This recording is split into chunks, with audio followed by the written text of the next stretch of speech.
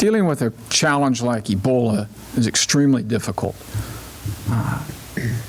In 2005, the United States government under the Bush administration adopted rules that were in place until 2010, the point of which was to allow screening from areas where Ebola or other various diseases break out in terms of trying to keep it from coming to the United States.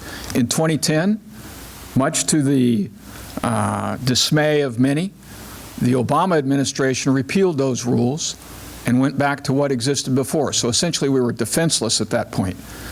I believe 10 days ago, there was a hearing in the House Foreign Affairs Committee at which the 3 American survivors who were airlifted out of Liberia were asked to testify. I believe, Congressman Bera, you were there. There wasn't a single question posed by Congressman Bera to those 3 people about what protocols need to be adopted to protect this country from having Ebola come here and affect our population. I think the administration has finally stepped up and started taking the Ebola threat seriously. I applaud them for doing that. I wish they had done it weeks ago when it first broke out in August, if I recall, because I think we'd be far further along to making sure that the homeland was protected. Congressman Bera, are we behind the 8 ball on Ebola?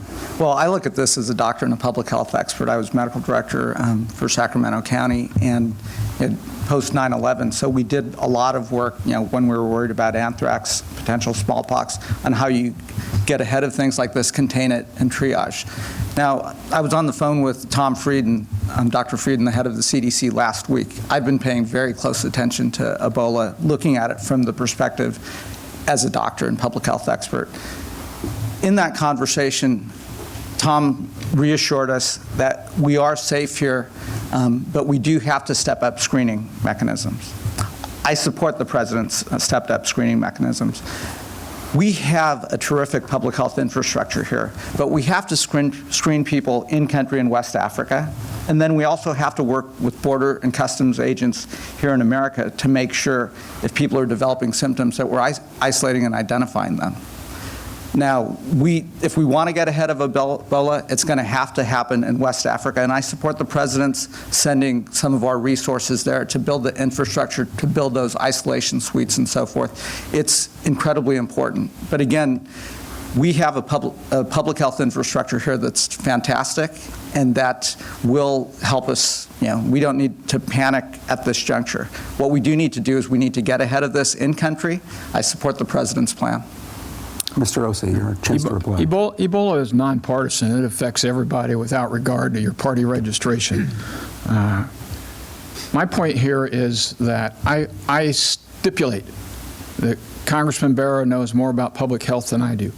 My concern here is that he sat through a public hearing of the House Foreign Affairs Subcommittee that he sits on, dealing specifically with testimony from Ebola victims who had been airlifted to the United States for treatment, and he didn't ask a single question about the protocols necessary to protect the homeland.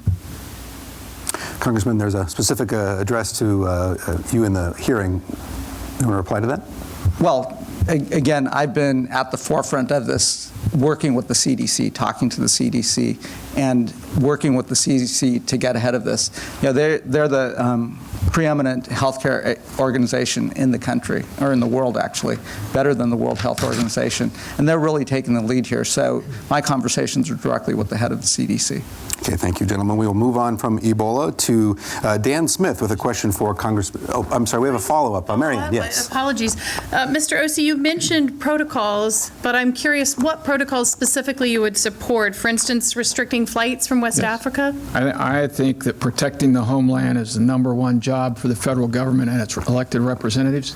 And if that involves, under circumstances that hopefully the CDC and Dr. Bera will share with us, then yes, I'd restrict air flights. I do think that the testing at the point of embarkation as opposed to the point of debarkation in the United States makes sense.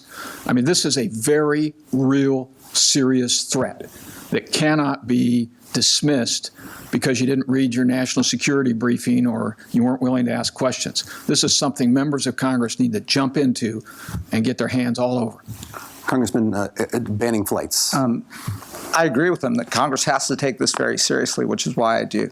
I would not ban flights at this juncture, but I would certainly step up screening in country as well, so before people get on that flight.